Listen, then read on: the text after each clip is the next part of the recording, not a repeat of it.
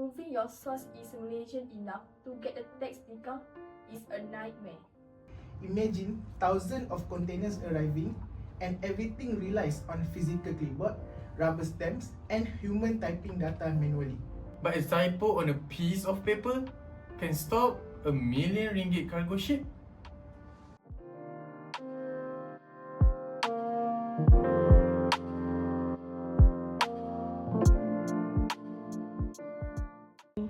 Assalamualaikum warahmatullahi wabarakatuh, and welcome back to the podcast, everyone.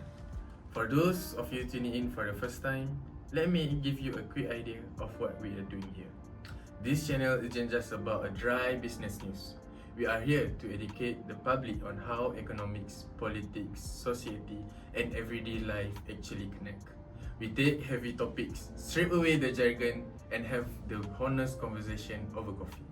Today, we are looking at something that affects thousands of local business owners. Imagine you run an SME, a general food manufacturer here in Malaysia. You make an amazing, premium, ready-to-eat sauce. Locals love it. So you think, let's export this to Japan and South Korea. But the moment you try to cross the borders, you hit an invisible brick wall of taxes, paperwork, and also delays. To help us untangle this news, we have two heavyweights in the studios. On my left is HARITH, a veteran trade economist of who understands exactly how global money moves, and also WAHEED, a seasoned custom broker who deals with the brutal reality of border laws every single day. Guys, welcome to the show. Okay, thanks Zaf. Glad to be here. Let's hope you don't scare anyone away from starting a business today. Okay, we will try our best. Harith, let's start with you. The governments keep throwing around this acronym RCEP. For the normal folks watching at home, what exactly is RCEP? And why does a small local business even care? Alright, let's keep it simple. RCEP stands for the Regional Comprehensive Economic Partnership. Imagine it as the ultimate VIP discount club for international trade. It takes 15 countries, which is all 10 ASEAN nations, with the China, Japan, South Korea, Australia and New Zealand, and puts them under one big umbrella. A unified rule book. We are talking about a mega regional agreement that covers almost 1/3 of the entire global population and global trade volume. Okay, that is huge. But what is the actual problem? It is trying to solve for our local food seller? Okay, the main problem is the high complying costs and complete tariff barriers. Let's say you sell your sauce locally for 10 ringgit. When you try to export it to Japan, traditional trade barrier means the Japanese government slaps a high import tax on it. By the time it hits their supermarket, your sauce costs 25 ringgit. You completely lose your competitive edge against the local Japanese brands. This heavy financial barrier make it difficult for SME to survive overseas. That makes total sense. It's a structural discrimination. Big corporations have millions to absorb those taxes, but SMEs get crushes. WAHEED, let's look at the ground levels. Harith, talk about the taxes, but as a custom broker, what is the actual operational nightmare? Zaf, the tax are bad, but the physical paperwork will drive you crazy. The biggest villain here is something called Street Rules of Origin or ROO documents.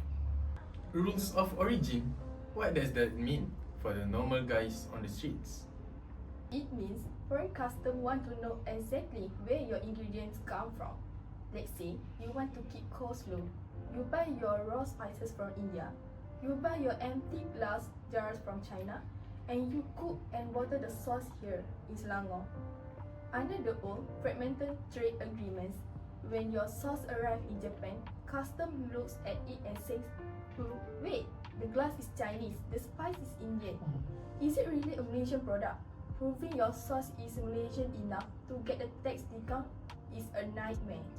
According to the World Customs Organization, dealing with these complex rules can raise a company's administrative costs by up to 15%. That is complicated. You are basically running around getting passport for your ingredients. Exactly, and it gets worse. Let's talk about the regulatory uncertainty in foreign custom classification. If you don't have the prior alignment with the destination country, you are at the mercy of whatever the local custom officer thinks. They can look at your source and suddenly decide to reclassify into more expensive tax category. Boom! Unexpected penalties, higher landing costs, and your cargo gets rejected entirely. Wow! It's like playing a roulette with your business. Harith, bring us the good news. How does RCEP fix this? It fits with a brilliant rule called regional accumulation and a single rule of origin. RCEP treats all 15 member countries like a one giant factory. Because China, Malaysia and Japan are all in the RCEP agreement, if you buy your glasses from China and your spices from Indonesia, it's all legally count as the local regional material. Your source easily qualifies for the tariff-free or reduced tariff treatment. It completely slashes the administrative overhead for SME. That is incredible. It means we don't have to change our supply chains just to please a custom officers. But Wahid, what about the classification risks? How do we stop them from suddenly changing our tax category? Under RCEP, we use Advanced Ruling and Authorized Economic Operator (AEO) programs. An advanced ruling means you get a legally binding decision from foreign custom on your exact product classification before your ship even leave Malaysia. No surprises. And the AEO programs give you a trusted trader status.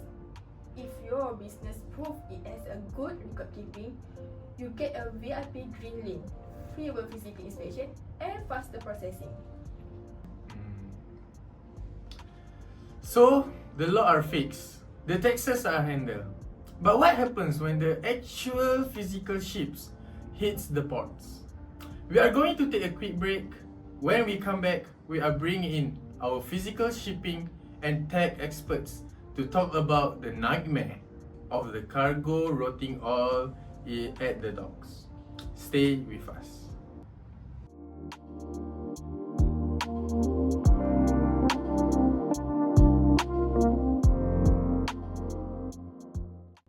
Hello everyone and welcome back. In the first half, we talk about the macro policies, but policy on paper is useless. If the concrete logistics fall, joining me now is Bud, a veteran freight forwarders who handles a physical shipping lanes, and FAZRUL, a supply chain tech provider who builds a digital trade systems. But let's get real. My SME papers work is perfect.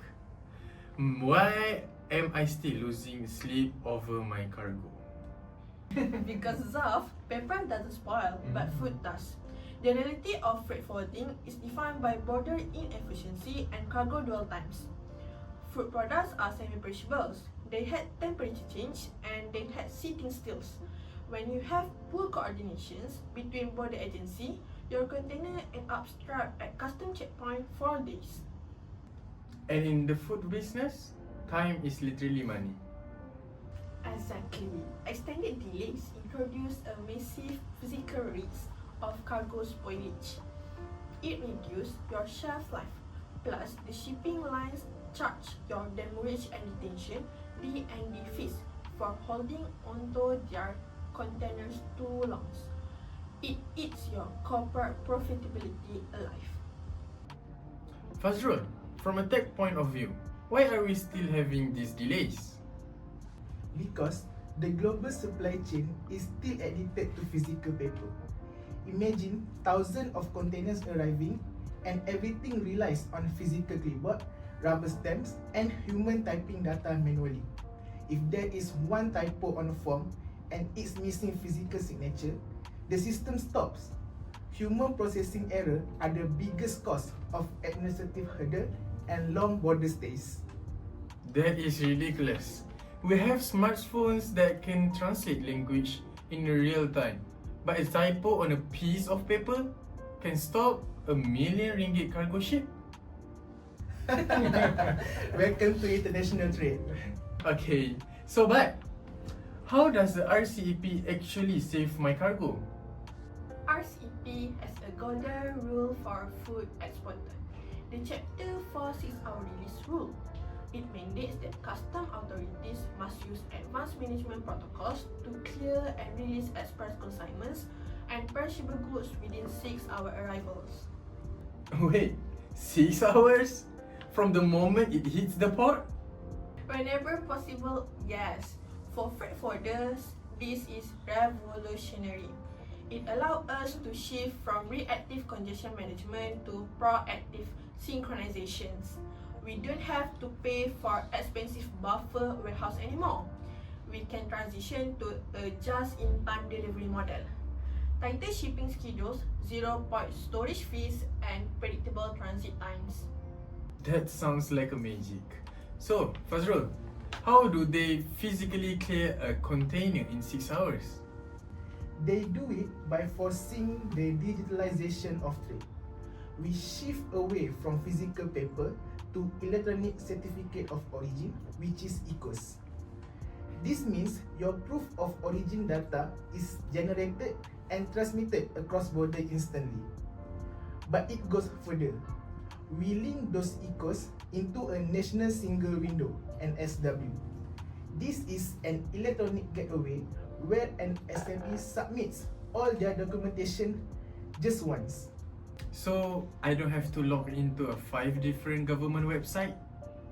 Exactly. Just one. The cross-border data transfer allow custom to run automated data matching.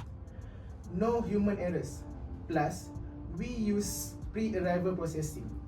Your cargo is pre-approved digitally while the ship is still in the middle of the ocean. When it docks, it moves. The structural impact transformed the regional border from an operational bottleneck into a streamlined growth corridor for SME exporters. So, that is how you empower local businesses. We are going to bring all our experts back for one final roundtable resolutions. Don't go anywhere.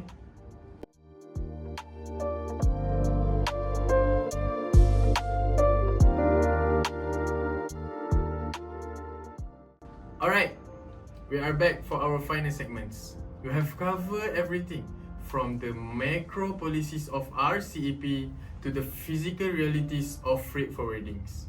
Before we wrap up, I want the final words from each of you. What is your bottom line? The resolution on how the RCEP trade facilitations chapters impacts our local SMEs. Harith, you first. My resolution is that SME must change their mindset. By using the RCEP single rule of origin and regional accumulation, the entire Asia Pacific becomes your unified production base. It slashes the compliance cost and makes exporting a highly accessible. Perfect. So Wahid, what is your thought? Don't let custom law intimidate you. By proactively using advanced rulings and AEO trusted trader programs, SME can eliminate regulatory uncertainty. You turn a massive compliance risk into a smooth, predictable competitive advantage. But the logistic views? Speed is everything for perishable. The RCEP Chapter 4 6-hour release rule completely changed the game. It prevents cargo spoilage, eliminates high storage fees, and allows us to run highly efficient just-in-time delivery schedules. And FAZRUL, take us home. Paper is the enemy of progress. Embrace digital trade. Transforming to electronic certificate of origin and using the National Single Window wipes out human processing error and guarantees that your supply chain move at the speed of light. Okay. There you have it. Cross-border logistics will always have challenges, but RCEP provides an incredible strategic framework to solve them. For any local foods manufacturers, combining harmonized tariff, digital single windows, and expedited 6 hours clearance means the difference between your product rotting in a port or dominating the international supermarket shelf. Thank you to our amazing panels. And thank you all for tuning in.